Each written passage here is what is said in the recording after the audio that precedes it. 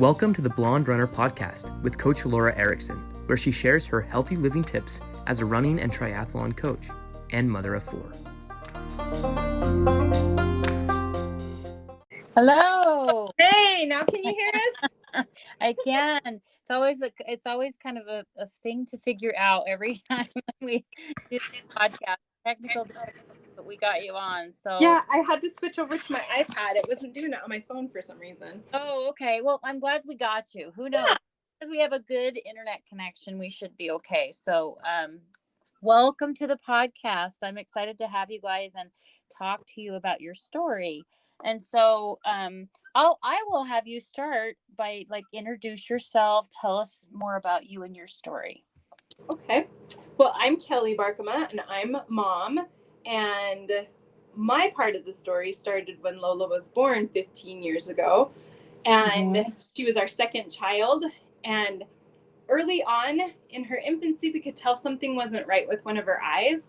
And it was quite a journey to get to the place where we finally were diagnosed by an ophthalmologist with retinoblastoma in her left eye at 7 months old.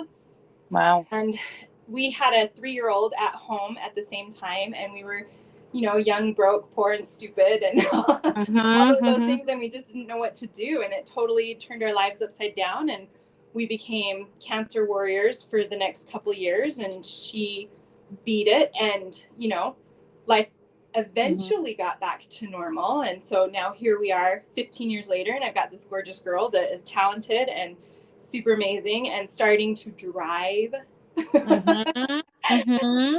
and just all those amazing things. But it's been so interesting to us to see the people that we've met along the way and opportunities that we've had because of our cancer journey. And she's got one of those invisible type things, like people that see her don't know that she's got a disability of any sort or that she is completely blind in that left side. So that is sometimes good and it's sometimes hard, but she's getting to that age now where she's going to have to start self-advocating for it and finding her own ways to communicate that she may need help once in a while. And even in running, we're kind of seeing that a little bit. Yeah. And so I met Lola. Well, I knew, we connected on Instagram, and I kind of heard a little bit about her through, and I know she did the Ogden Marathon recently. Yep. And so that's kind of how we got connected. And I also was contacted to do a group for vision impaired group with running analysis. So I got to meet Lola, and it was great to work with her. And I know what you were saying. I knew everybody had a vision impairment in the class. Yeah. But with her, she can see in one eye. One eye is perfect, right? One eye is perfect. Yep. And then the other eye, she can't see at all, right? Right. So it mostly affects her depth perception, her field of vision, that kind of stuff. So Lola, tell me about your perception, your journey through all of this. And how you found running too, because this is obviously we have that connection. I would say it kind of it's so weird to describe because you don't even really notice that you can't do something until you fall on your face for running. Oh, okay. It's not really something that holds me back, I would say. I would say it in some ways I don't even know. Well, I mean, you've kind of been that's all you've ever really known, right? Yeah, exactly. So, but you're different, that's obviously I love to hear that because that was going to be a question is she able to drive? But having that, obviously it is limiting you on one side for sure. I mean, it was kind of refreshing because as I was doing that clinic, not everyone could see. So I had to teach a different way. But with her, I could visually show her because she could see with one eye. But obviously, it changes your perception when you only see with one eye. And we all know that having, normal vision, but her, I mean, having it as a little baby, I mean, nothing, no different. And but that's one thing that the doctors had told us early on, is that she's not going to know any different. So it's not going to be as hard for her to accommodate as it would be for you or I if we suddenly lost vision in one eye. Yeah. But at the same time, they also told us, because of the depth perception, because of those other things, to keep her away from like sports with balls. Because if she does anything to injure that good eye, then she is blind. And so pretty early on, she just started kind of running, because that was one of the things that she was encouraged to do, and she liked it, and she was really good at it. And we saw that pretty early, that she was pretty good at it. She's always had great endurance. And that's good. I didn't, that was an interesting thought, is obviously she has one eye. She doesn't want to damage that eye. And that depth perception, that is a huge limiter, actually, not being able to do, any ball games or, things that include the ball. But I mean, I'm biased. I love running. So I'm like, you know what? I'm glad you could run. Like, it's not quite as dangerous, but I don't know. Sometimes you watch those track meets and you're like, it's not supposed to be a contact sport, but some people kind of get aggressive on that. It really is. Yes. It's like, okay. But she went to BYU recently to compete at the state level, and she'd never been on a collegiate track before. It was the invitational. Oh, it was an invitational. I'm sorry, but she'd never been on a collegiate track before. And so at one point she got too close to the inside of the edge, and there was a bumper or something. Oh. And she got kind of knocked into it, but she couldn't see anything. So it's just kind of those things too, because my husband and I aren't really, I mean, Ken runs a lot more, but neither of us are really like experts in the sport or anything. So we didn't know to even tell her to look. I didn't know there was a bumper lining around the track, and I didn't even really think to look for it. And so I was competing in the 1600 for an invitational for my high school I run at, and I was on the inside lane, and then there was at least 32 girls in my heat, and so like my mom said, one kind of knocked me, and I just tripped on the bumper and fell right on my face. Oh, did you get up? Yeah. And keep running. And she was like, what do I do? What do I do? Yeah, I wasn't sure whether to get up or not, but I finished the race. Oh yeah, definitely get up. That is interesting. So it's your left eye, isn't it? That is, you don't have any vision. Yeah. So when you're running on a track, you're not able to see that, but it is good to be on the inside though, because if you you still have peripheral vision in your right eye, right? So you're able to see what's happening on that side of you. So that's kind of something you probably have to adapt for, especially with track, as you pass people, obviously being careful not to trip them, not being able to really see how far you're ahead to take a step to move back over, you know, that's something that's going to be different for you. When she first started, like at the junior high level, and we would go to different junior highs for those outside cross country meets, one thing that we found too is each track was different. And so she got tripped up a couple times when it went from grass to gravel to road base because if she's not paying attention to it and it just suddenly changes, she kind of got knocked down once or twice with that too. But again, it's just those things that we wouldn't expect, so you can't really plan for it. And but cross country, you'll know. I mean, especially I've been to a lot of meets that have water jumps, and there are things that your perception, your depth perception will kind of play a role. Even though you're a runner and it's not a ball sport, there is that depth perception, especially. I'm wondering, I don't know, I mean, just an idea, if she's done a lot of trail running, and that might kind of help hone those skills for cross country. But it could be love trail. Yeah, she's really enjoyed that. We have our good friends Eric and Sarah have taken her out a couple times and run with her, and she really does like that. Good. I like that. I mean, because working on those skills that maybe others aren't as challenged in, I think that area that is weaker has to be worked on for sure to make. So Lola, what's your plan? I mean, you're 15, right? And you're in high school running. Yes. What school are you running for right now? Ben Lomond High School. Okay. And then what is your plan? What do you want to do with this? Want to run all through school? Yeah, I would say I want to run all through school and just kind of improve the best I can and just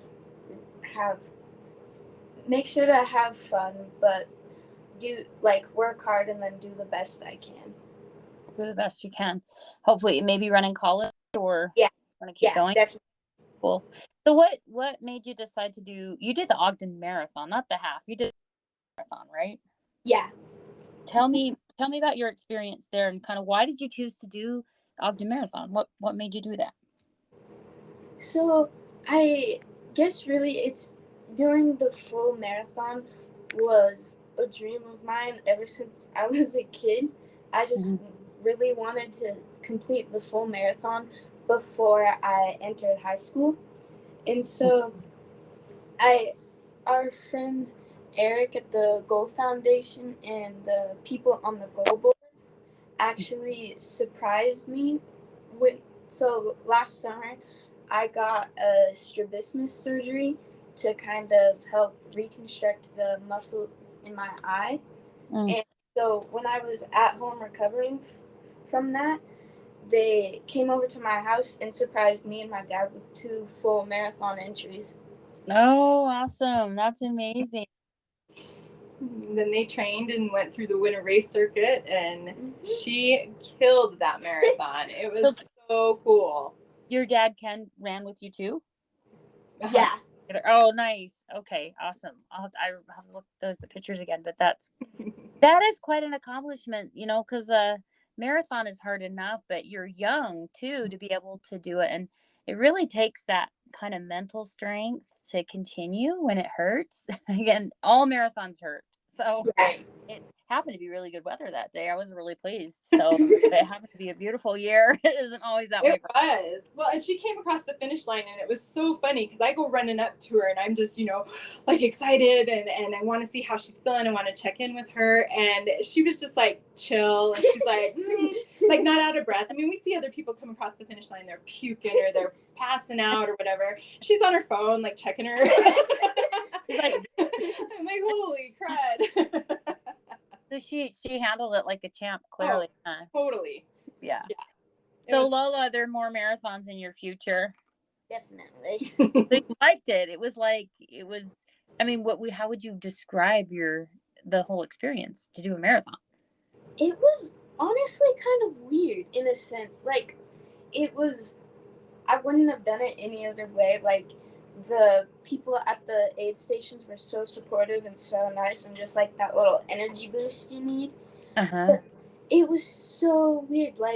When I was at mile 24, I was like, why am I not dead right now? Are my legs still working?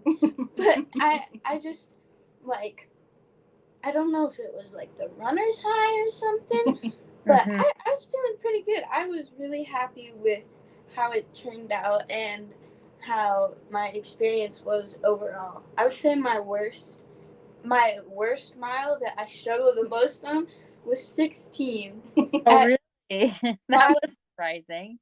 At mile 16, I texted my mom, I want to be out of this canyon. That's fun.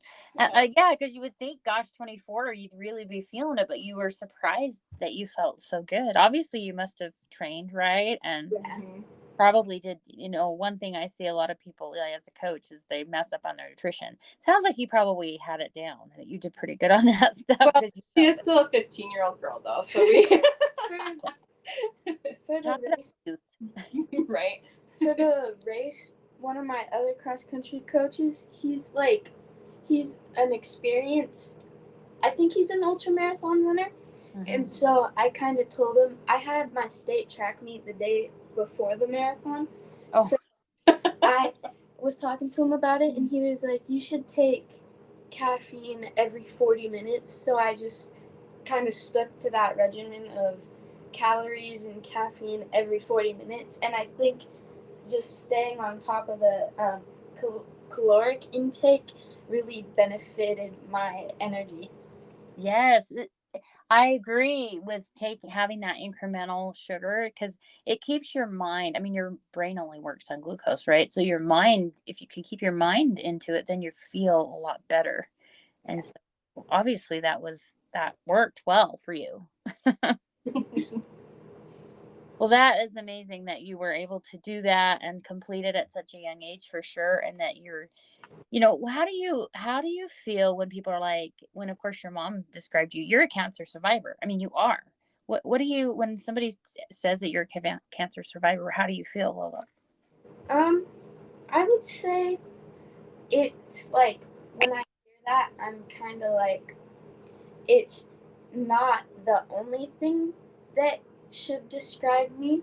Mm. But at the same time, it's not something to be embarrassed about. It's like something to be proud of, more or less. Mm-hmm. And like when I was younger, I used to not want anyone to know, and I was like super sensitive about it. And Mm. I just, every time my mom told someone, I would get so mad at her. But throughout the years, I've kind of grown to realize that it is more something to be proud of and not something to be like ashamed about. No, not at all. And it's not like it's something that was your fault or Yeah, anything you exactly. chose. It did happen to you. And I think when people have challenges like this, I always like to describe it, it's either a stumbling block or a stepping stone. And you can Yes. decide, you can fight it and you're going to be cheerful about it and it's going to be hard, but are you going to make it the best you can, or are you going to wallow in self-pity and make it so poor me? Obviously it sounds like you didn't, because you didn't even want to, like, hey man, you didn't want to deal with that. But then I'm glad that you've embraced this idea of it's really actually something to be proud of, because, and I mean, Kelli, I'm sure you would agree, I am proud of you in a sense that you have taken this and said, I'm going to make the best of this. Your attitude is very good, I would say, She's, because people yeah, can be bitter, bitter. she's Why does it mean that? phenomenal. It's true. And like, I would tell people, because I was proud of her, because we had such a better outcome with cancer than a lot of people do. So I was proud of that fact. I was proud that she's not ever let anything stop her. And, when we first moved to Ogden, we met Clarice over there at the Goal Foundation, and she came to do a highlight on Lola. And that's kind of how we got into the whole goal scene. And so fast forward, like almost 10 years later, I'm now a board member on the Goal Foundation, and Lola's been an ambassador for both the marathon and the Goal Foundation. And it's just now a part of who we are. But, all of those opportunities, all of those really cool things have come because she's been open and willing to share her story. I love that. Yeah. Glad you mentioned the Goal Foundation, because I'm the Ogden Marathon ambassador. And so I came you, and of course I'm very aware of the Goal Foundation, but for people coming in, educate them, tell them, what is the Goal Foundation all about? How did it start? All that. The Goal Foundation is a nonprofit here in Ogden that started after the Olympics were in Utah back in 2002.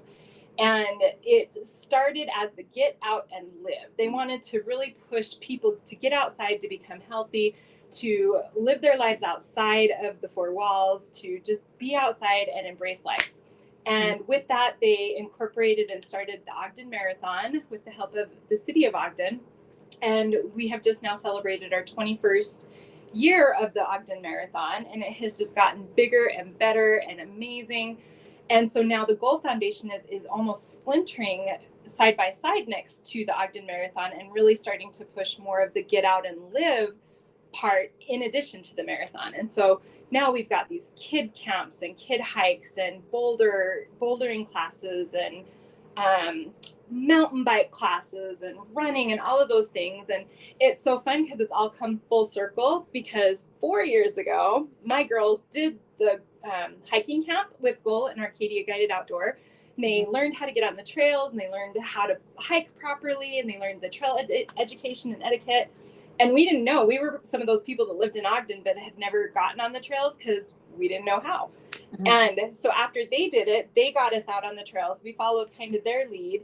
And it's so funny because now Lola works for Arcadia Guided Outdoor, leading those same hikes, and I work for the Trails Foundation. So, I mean, it's just like our life has just fallen into place with these few, moves of the. What a great, awesome. what a great thing, because, I wouldn't say that I intended to, like, I always thought I'd be, involved in health because I've always loved it. But I mean, you never know, running has been a huge part of my life. Yeah. I didn't know, like, this, like you said, like this cancer and being able to have these things fall in place. And now look at this journey you're on because of this, Right. And I do love Ogden is gorgeous. There's tons of trails, and I'm glad we could talk about the Goal Foundation, because I know they have its programs, and a lot of it is education and learning how. And this is a healthy living. Exactly. I mean, where can people go if they want to learn about these programs? Where do they go? So you can go to thegoalfoundation.com, or you can look them up on Facebook or Instagram. And they've got the Ogden Marathon page as well as the Get Out and Live Foundation. Mm-hmm. And so I would recommend just turning to those websites, and you can find all of the different camps and all of the different education programs and everything listed on there. And the one thing that I absolutely love too about those programs is, there are costs associated with all of those different tools and materials and teachers and all those things, but we never want any child to not be able to come. So we do offer full ride scholarships, and we give out as many as we can every year to the kids who want to get out there and live. I love it. I've got one of those Get Out and Live, and I use them I really continue to incorporate that. And that's the idea. Get out there and move and live. Mm-hmm. That really, you feel better when you're moving, you know? So much. Yeah. So I love it. Lola, tell me your experience with these camps. I mean, obviously being a participant and now leading the camps. What's your role? What do you get to do? Oh, so I am one of 3 junior instructors. And so pretty much we just go along with the hikes that happen every week, and we just kind of help assist the instructors, and we just kind of help the kids just have a good time and make sure that everybody's doing okay and that everybody's having fun and nobody gets left behind. I love that, because everybody stays together. I think a lot of people are nervous when they go on trails. They don't want to get lost, or they don't know how to do it, or etiquette, or maybe they're snakes. Who knows? How big are the groups? How many kids do they take on the hikes? This week we only have about 5 kids, but like about 2 weeks ago we had 16, I think. Yeah, they can vary from week to week. Yeah, they vary quite a bit. But I think that's like 10 to 18. Mm-hmm. Yeah.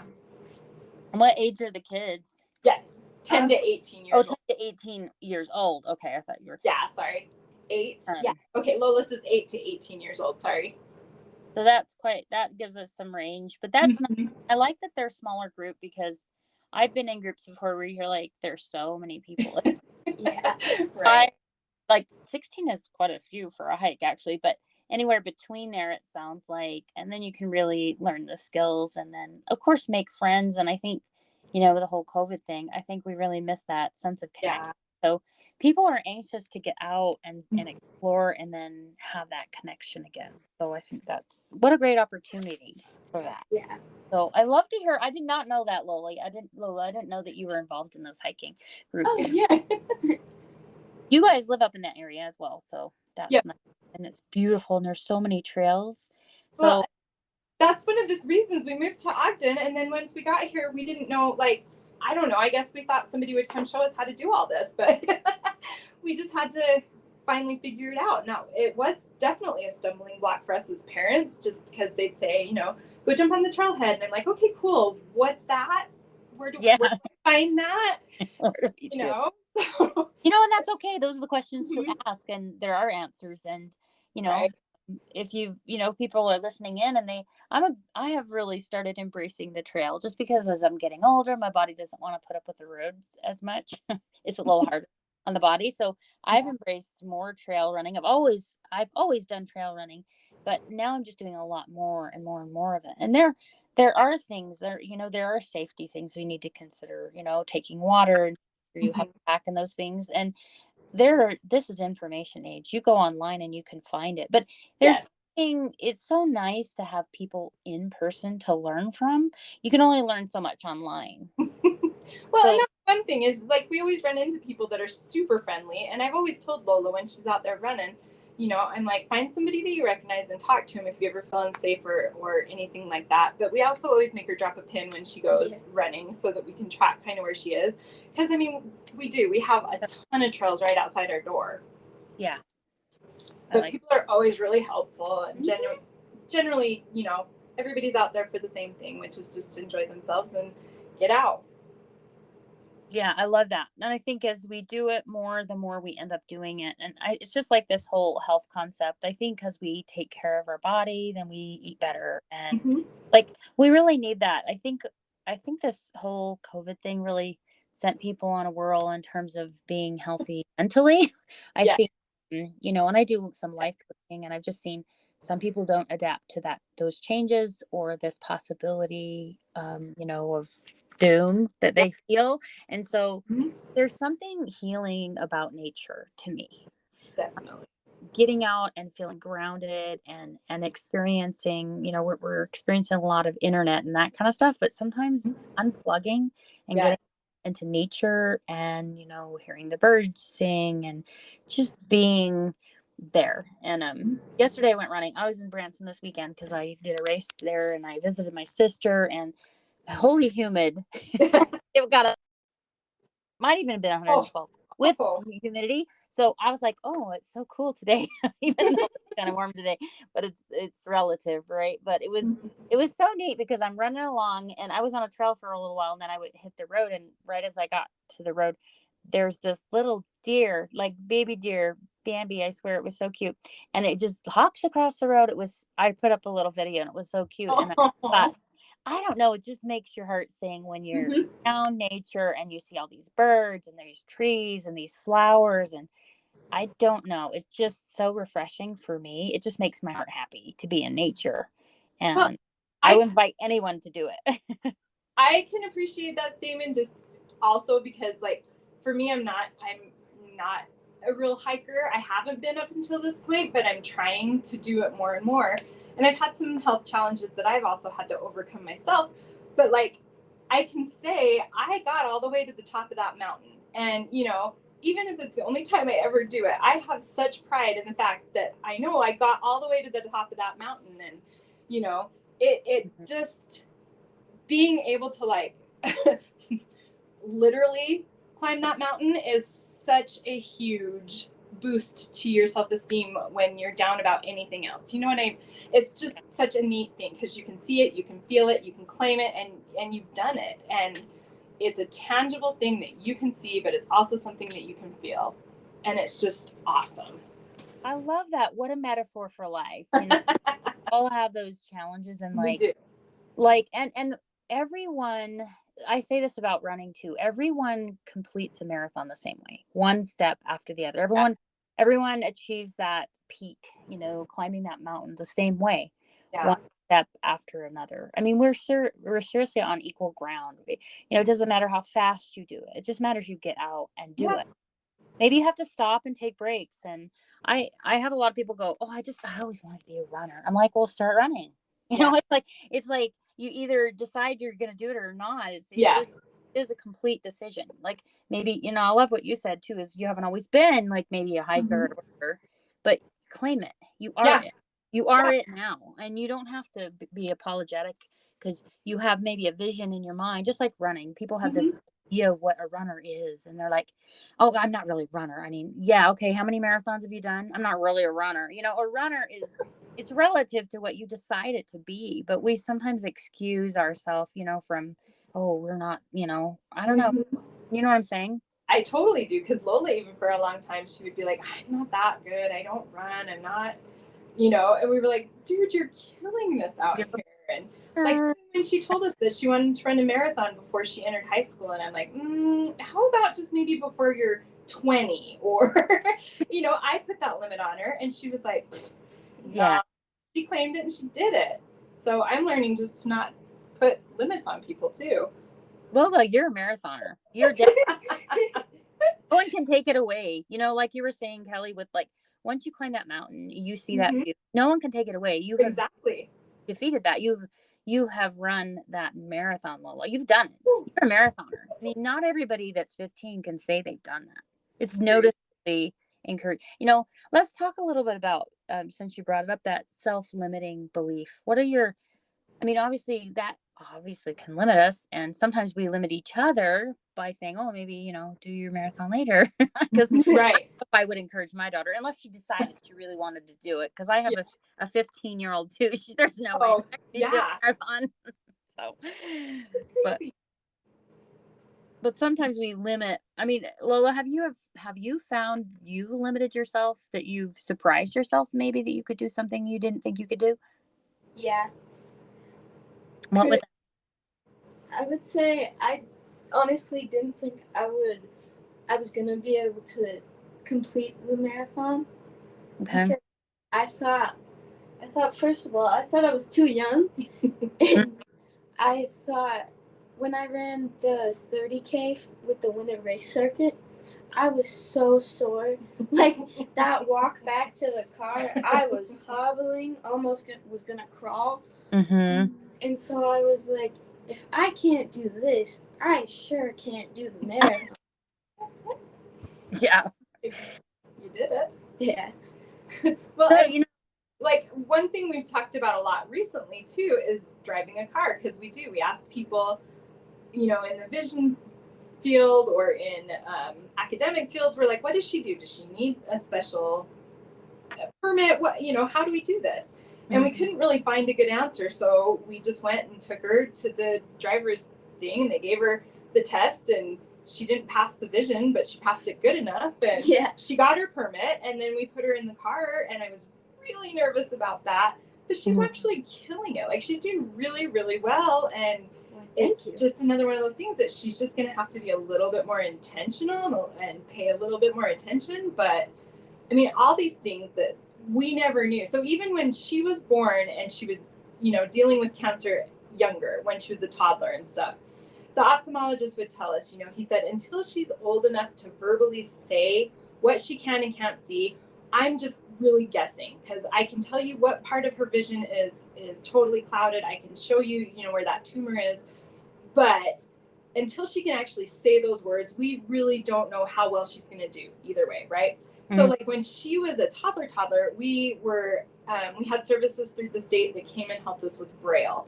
We had services that came and helped us with depth perception and vision games and different things like that, because they still weren't sure. They gave us large print books and tactile things just in case. And so we were almost prepped in that mindset of, okay, she's always going to need these tools. She's always going to need these accommodations. But almost the opposite has happened. And it's like the older she gets, almost the less of those that she does need, because she's just been able to figure it out. And that's what's so, so cool about people. And it kind of speaks to what you were saying a little bit, Laura, just with that mental, you've got to really be dialed in. But if you are dialed in and you're like, nope, I got this, you got this. And regardless of what anybody else says or tells you, you're not going to be able to do this. And you're like, maybe, I bet I can. So you've really got to weigh those things out, and you've got to say, okay, this is what's been advised. This is what's been told. But that's one thing I've really learned with Lola. If she really puts her mind to it and she wants to do it, it's like, hey, let's try it. Let's try it safely. Let's see what we can do. Prove me wrong, Oh, I love this, because, I've worked with a lot of athletes, and I will say some of them have amazing talent, but they don't have the work ethic. Yeah. They don't have the determination. It's always sad, because they're really talented. But if I could just blend some of these people with not much talent, but they have a lot of work ethic and they have a lot of desire. But I like everything you're saying, because it kind of says there's a choice in it. You can decide. Like, Lola, you can decide how bad you want something. I think that's what you know, when you get kind of common talent, when who ends up winning the race is the one that wants it the most. Yeah. Right? That makes a, you know, having that desire, that push, or that determination, it's a choice if you want it, you know? Yeah. And obviously, if she wanted to do this marathon, like, you can't do a marathon if they don't want to do it. So she No decided, kidding. and even though she had, I mean, doubt is normal, and fear is normal. Letting it actually stop us is the thing that's our choice, our decision. She didn't let it stop her. She questioned after that 30K, but Yeah. like, oh my gosh, I feel okay. Like, that you got through that 16 miler. And like, everything is only really temporary. In a race, you have so many emotions, especially over a marathon. It's like, oh, can I do it? Can I do it? You know, oh, I'm fine now. I feel great. Oh, I feel awesome. Oh, and then I feel like crap again. Like, you know, there's this roller coaster of emotion. But we are only really required to do one step at a time. And I always tell people, live in the moment, like now, and, you know, be present at this time, and do the best you can each day. And then, well, it'll all pan out, right? Yeah. Sounds like that's kind of what you guys have done with her, you know, not knowing what kind of limitations she may or may not have had. But I like that you're planning ahead. Like, hey, she might have these limitations, she may not. Yeah. And going with whatever comes your way. Yeah. For sure. That's great. So yeah, what's next? Right now, Lola, you're probably training for cross country, I would assume, in the summer here. Well, and the Spartan next month. So Oh, yeah. week. Yeah. That'll be your first, right? Yep. And when is that one? It is next Saturday. July 9th. Okay. And where is It is at the Notre Dame Stadium in Indiana. Nice. And I think you guys have a whole, I mean, I helped with this kind of group training for this. I think you have a whole group going, right? How many Yeah. people? Yeah, it's a team of 4, and they're going to do the obstacle course. So that will be interesting too, because it's an extra challenge for you. But I think you guys have been training really well, and I know Robin's worked with you guys, so that'll be so interesting, and that's coming up. So what are your thoughts? Getting prepared for that? I'm nervous excited. Nerve-sighted. Like that, nervous, excited. Yeah, I mean, because it's something new and you've never done it before. So Yeah. Well, and they've kind of made her the eyes of the team, because they've got 2 guys that are completely blind and then the 2 with the low vision. And so they've kind of told her she gets the important job of like being verbal and helping with those verbal cues also. So it's going to be a cool challenge for them all. that's a whole different challenge in it. Mm-hmm. I mean, I had a little flavor of that when I was working with the group. Obviously, it's just a very different. You have to be able to describe things very well and be, you know, think on your toes. It's definitely going to be a different kind of challenge. But I know they've trained together and they've worked together on that some. So I'm sure she's developing those skills. But yeah, that will be really. I will be excited to hear how you do on that. That's going to be a neat experience, no doubt. So. And then No. you'll do cross country again and track. Yeah. In the fall. Yeah. And then, yeah, cross country track in the fall. And so, well, it sounds like you're just plugging along. You're doing great. And had more challenges than most your age, and you've embraced them. You're willing to, you know, just blaze ahead, which I love. Other question I had for you is, are there concerns that the cancer will come back? What is the prognosis there? So we were told, because of like her actual cancer is retinoblastoma, and that very rarely happens outside of children under the age of 6. And it's just when the retinal cells like hyperdrive during development and then just don't stop. So having retinoblastoma come back, no. But once you've had a diagnosed cancer like that and had chemotherapy, you develop a higher risk for secondary cancers to occur. So we really watch her. She's had several other like tumor type things removed from her that weren't cancerous, but she's just a little more susceptible to those kinds of things. So it's just making sure that we stay on top of, you know, her yearly checks, taking her in and having her vision checked every year, and just being ever, and you hate it because for so many years, like, cancer just consumes your life and you never think you're going to go back to quote unquote normal again. Mm-hmm. And then one day it does and you're back to normal, but then she complains of one thing and all of a sudden, that dread will just come back in. And so we try not to obsess over it, but I'm like always telling her, check, let me know, let me feel, let me see, let me, don't ever be afraid to show us something, because she does have a higher chance of a secondary cancer at some point in her life. So being aware and just, Mm-hmm. Let's not, like, what are your thoughts on that? It's kind of scary, so I don't really think about it a whole lot. Mm-hmm. But I'm like, I survived it once, so if it comes back, I'll just knock it out again. I love and I think being aware that is a possibility. Obviously you can, if you catch things early, then there's that chance of everything, and you obviously caught hers early before, so there is that chance. And I think that's, and you know what, frankly, we all have a chance of something happening to us. So I mean, there's that anxiety, but I guess we all have some of that anxiety, maybe not quite the same way, but there's no guarantee for any of it. And just to kind of speak on that for just 1 second, I would just also encourage anybody, if you ever get that gut instinct that something is just not right and somebody tells you that you're crazy, just go with your gut, please, and just always go and get the second opinion. And you've got those instinctive feelings for a reason, and that's exactly what it was with hers. And so as much as we want to trust professionals, sometimes you need to trust yourself too, and go for the second opinion. I love it. Thank you for saying that. Yeah. That is invaluable. If I've avoided a lot of bad situations because I trusted my gut, and if it doesn't feel right or something doesn't seem right, it isn't. And that's how you're able to catch it early. So really saved her life in essence. So that's really good advice. I appreciate that. But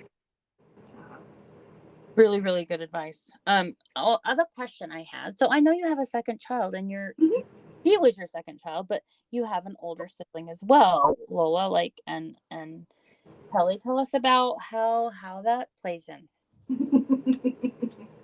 Go ahead. So Bridget is our other daughter, and she is going to be 18 this fall, and she's going to be a senior at the same school with Lola. And they, having a little sister go through all of this early on was really hard for her. And so there was a lot of resentment and stuff in our growing up years. But now that they're both in high school, they're coming around, they get along a lot better, and they just have two completely different, personalities and sets of skills. And so Bridget is a dancer, and she does drill team at the high school, and she's going to be starting an internship up there at Ben Lomond this fall in teaching. She wants to go into teaching. And they're just amazing kids. They both love to donate their time and volunteer with different things, but they also love to just get out and play and run and hang out, watch movies. But yeah, I could see where there might be, how come she's getting all this attention from the child, but then obviously they're their own people, and sometimes it might take to come around, and like being the older sister. And I just wondered how that all worked, because it is hard, I think, when there's one of the things, I think I had a daughter that passed away. She was born too early, and that was that gut instinct that something's wrong, and I went in. If not, I might have had her at home, who knows. But anyway, so I went in, and I've put on a race for grief every year for her, but I didn't do that until my kids were older, because I have 4 kids. And I didn't want it to be all about Samantha that's not even here, so I didn't want that, and that, because that is hard. I think children always want a lot of attention, and they need it kind of when they're growing up, but I didn't want that to be more important than the ones that are existing right now. So Well, and it was a struggle for sure with that. And like when Lola was in the hospital, they wouldn't allow children in the children's hospital up on the oncology floor. So her sister never once got to even come see her down there.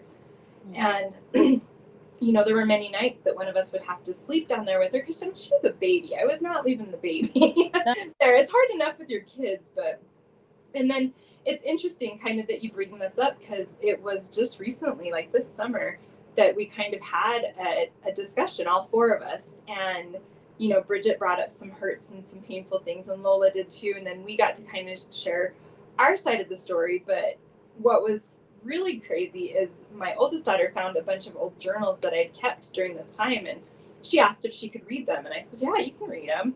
And so after a couple days, she came upstairs and she had this completely different outlook on it because she'd never experienced it from anything other than her perspective. And so reading about like the heartaches and the pains that we went through trying to, you know, balance the two girls and shift our priorities. And one of us had to quit so that we could be home. And, you know, my husband was taking extra jobs and money. I mean, just everything. And so it, for the first time, kind of put it into a little bit better perspective for her. And that was such a gift to just finally be able to say, you know, we did the best we could. It's not like you get an instruction book on how to do all this, and it's hard. You're fighting for your one kid's life, but you're fighting for, you know, everything else at the same time, and it is hard. It is hard. And but you're right, those years kind of helped with a lot of that, and I think they're getting to a place where they can appreciate each other and their gifts and challenges a little bit more. Lola's going, maybe. But they'll keep, I mean, everybody always says they're going to be best friends when they get older. And I'm like, really? I hope. Surprise. Like, time does change. And obviously also information and understanding. I'm sure, you know, when Bridget and when Lola, you know, if they become mothers later, and their perspective on like how to balance this, like you said, there's no instruction book. And I don't think that, you know, as a mom myself, I don't think I have 3 boys and a girl, and I don't think they're going to understand the value of parenting, what we did for them, until they have their own children, right? And no, it's true. Yeah, I think from mom to mom, we can understand that. But I think we do have to kind of go through that journey together. And I love that you kept those thoughts in a journal that she could read and like understand from a much older perspective now as a more mature woman, Bridget herself, you know, because that, I wish she was on. I would love to know, you know, more about her thoughts on this, because that must have been so hard, you know, your little sister's getting all this attention, and their little sisters always do anyway, but like extra, and like all this, and where is she, you know, and everything was about Lola, Lola, Lola, I'm sure. And what about me? And I don't think that's a selfish perspective. I think it's just real life. I think people are like that. Everybody, it's a self-protective mechanism. We always want to concern ourselves with what is going on in our world. Yes. I love to hear in thought process, and I think that was amazing. Yeah, we were really glad that conversation happened. Yeah. And, you know, it's a process. This whole thing is, you know, learning and growing together. And obviously you've put a lot of attention and time into Bridget as well, if she's doing drill. And I know that takes a tremendous amount of time. I don't have that, but I do know I have some friends that have, you know, dance and drill. There's, you know, and they all have their own interests, which I think is so valuable. But they're so good. They've always come along to every volunteer thing we've drug them to. And, you know, we've worked in nonprofits and different things for most of our marriage. And so they've shown up to all the, we just drag them. We would take them to everything. And now it's kind of cool because they go around town and they know people and they've got all these friends and all these different communities. And it's just great. We absolutely love it here because, you know, we've got this great big town that's a family almost. I love that it's okay to be involved. It's actually amazing to be involved in any. I always believe that as a runner, especially, I, you know, love to do races. I think it's really important to volunteer for a race every year, at least once. I mean, if you can participate in races, they can't happen without volunteers. So, you know, that opportunity. And I know Ogden Marathon always looks for volunteers. I know a lot of other races do as well. So I highly encourage any of the listeners to, if you're a runner, or even if you're not, maybe you're not a runner, but you want to be, you can go there and live vicariously for all the people running and cheer them on. I do. Help, because, and sometimes it's, I mean, if you need inspiration, being part of a race or being at a race and doing a station or a water station or something, it's inspiring. Yeah. So definitely great to be involved. But thank you so much for sharing your story. I appreciate having both of you on and being able to just hear your story. It's inspirational to others, I think, and I'm excited to continue following you, Lola. Lola. I'm excited to hear about how the Spartan goes because I think that'll be a fun challenge and it's just the beginning of, you're young, so us older people can go. It's just the beginning for you. I can't wait to see what other challenges you're willing to take on, and like tick off your list. You're gonna have all these little check marks of all these, I'm sure you've already developed or you're probably developing your list of things you want to do in your life, but it's kind of exciting. You've already got a lot done. A lot of people haven't done yet. So really, really appreciate. Any last words of advice that you would have for others listening in? I would say probably if you do have like set limitations to you, don't let them define you, and don't let that be the only thing that you are. And just know that even though you may have a certain limitation or a certain disability, that doesn't define the amount of happiness you can bring yourself and the amount of how much good you can do. Why beyond her years, Mom? Very good advice. She is. And my final parting words was just this. It's so neat to get to do this with you, Laura, because when she was younger, we always called her Blonde Lightning because she was so fast. And I remember the first time we saw the blonde runner on, I think it was a license plate actually. And I was like, oh my gosh, she stole your name. And so then all those years later, when we connected with you, the blonde runner, it's just been super fun because that's kind of been a PS to our story for quite a long time. Oh, that's enlightening. I like that a lot. So great. I'm glad we have that connection. So that's fun. Used to be a lot blonder as I've gotten older. Yeah, you can tell by my eyebrows I'm still blonde. Oh, it's so great to talk to you, and I'll continue. Well, let's stay in contact for sure. And I'm excited to see all the things that she's going to bring. So, thank you so much again for coming on and sharing your story. And yeah, we'll be in touch for sure.